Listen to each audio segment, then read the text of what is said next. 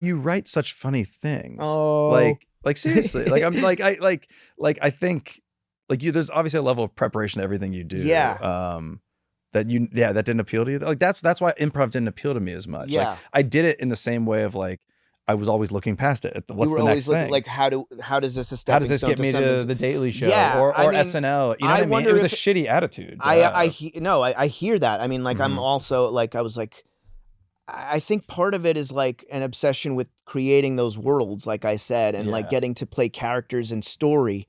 Whereas like you can do that in stand-up, but rather than like crafting jokes, there's something that's more appealing to me about like having someone enter a world that I've created, essentially. Sure. And that's what appealed to me of like with like writing like.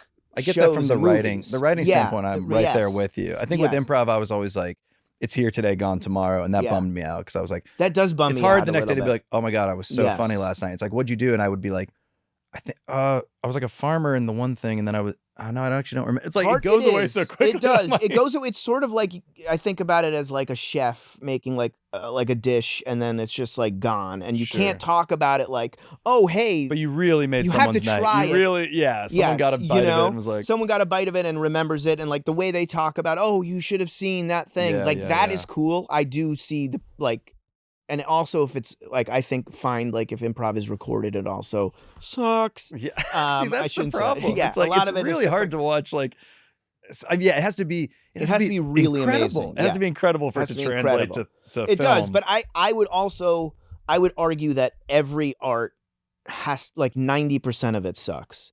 And that like there's 10% of it that's really great. Yeah, including the stuff I make and you make. It's like everything. You're like it's just like most stuff sucks, and then you get like the cream at the top, the crema. Yeah, which is a word I use all the time. Yeah, crema. The crema. We've already cut 7 other cremas. but we'll let you have that. Okay, one. Thank you. Yeah, you it's sort of like once in a while you'll get like something where like something God great, damn, we're holy all shit, firing on all. And we got to and we made this up. Isn't that crazy? Yes, you know, so that's that why part you have of to it keep throwing stuff at the wall. I know. You have to. I know. That's why what? It's why you have to keep throwing stuff at the wall. Exactly. You have to try because you know that most of it isn't going to be good. Exactly. You have to get to the good stuff. Yes, and I think the more you do that, the better you get at like basically, you know, being a filter for what you're throwing at the wall. Like you have better odds every single time. You lose that weird fear of like, well, wouldn't this be embarrassing if I said my thing right now? Because you have to say something. Absolutely. Especially when you're doing improv. Yeah, I mean, when I started improv also, it took me like 7 years to get on a Harold team. Yeah. I was so annoying, I think, to people, and also where were you performing during that time? Because I was doing the weirdest shit. I was doing weird shows. I was at UCB for like 5 years trying to get on a Harold team, and then it was sort of like I started doing more like putting on my own shows and doing more stand up. But like I was right at that cusp of like I don't think this is gonna happen. Yes, I was just like ramming my head against the wall, just like I'm gonna do it.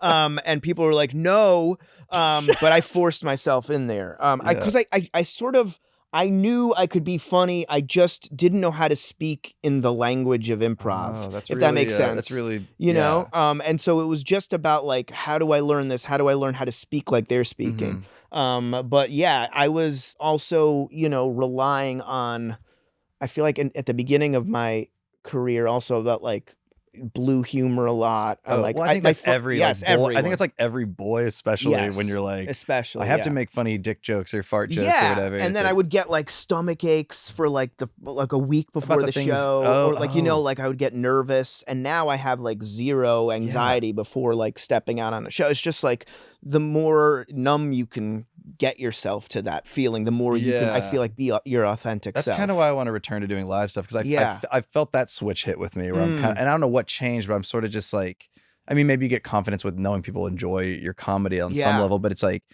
I'm far, and maybe it's also the world we're living in feels really dumb sometimes. So I'm sort of like, well, this is also reassuring that I know I'm doing better than like some of these people. Like I'm like, I have ideas, and I'm not stressed about saying them on stage anymore. Right. Where I think back then I was just crazy. I was like, running around 26, just saying crazy things on an improv set. And I'm like, it wasn't even like who I am. Like it wasn't even my voice. I was just desperate to be funny. Desperate to be funny. In the basement of a, Yeah, no, like I totally. Irish pub or whatever. Exactly. Yeah, just insane. Oh, so many Irish pubs. Yeah. So many Irish pub basements. I used to do, I'm trying to think the names of the places. Triple Crown, did you? Triple Crown. Triple Crown, yeah. I was in the basement of Triple Crown. Yeah.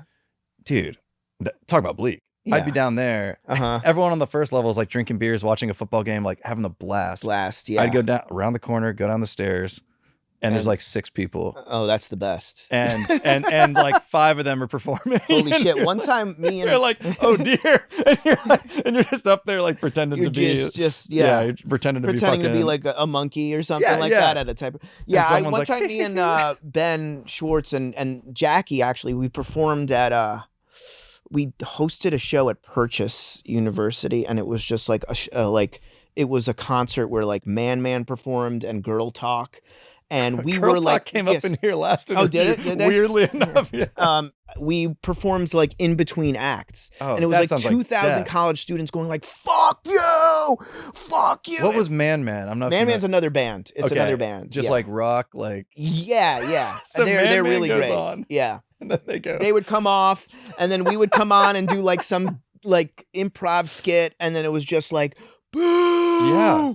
And it's just like that was like my career at the time. Everyone's on Molly. Everyone wants to dance. No one wants to see me. This is a huge day for them. No, and you're apologizing. You're like, I know. I'm sorry. Does anybody have a weird sister that we can ask about? Yeah, exactly. Like, shut the fuck up. That was a lot. Like comedy with music, whether it's stand up, anything. Yeah, tough sell. It is. is. I was asked to open for like this, like not heavy metal. It was kind of just like punk, but pretty heavy music. Okay. And the lead of the band was, I thank God I was out of town, so I didn't have to make a decision. I was like, I just can't do it. I'm not going to be here. But the guy seemed really nice, and he was clearly like very politically active. And he's like, I think it'd be really fun if you like came out and just said some shit and like did some funny jokes. And I was like, and I like listened to his music and saw his concerts, and it's like people beating each other up. Like it's like hardcore, like very very left leaning. Like they're not like skinheads, but like it was very like intense. And I was like, dude, there's no world of me walking out like, what's up, everyone? Yeah. No, we did this show. Even this still happens to me because like we did a show at Union Station inside the train station in LA. Okay. It's like a huge space. It's sort of like Grand Central. I mean, it's a smaller version of Grand Central, but it was like 1,000 people in Union Station. Yeah. And because it was at a train station, there were people like who were attending the show who were waiting for their train. They're barely attending the show. Yes, barely attending the show, but also Looney Tunes, right? Yeah. So they were sitting there. There was one guy who had a diorama hanging from his neck that he had a real bird sitting in.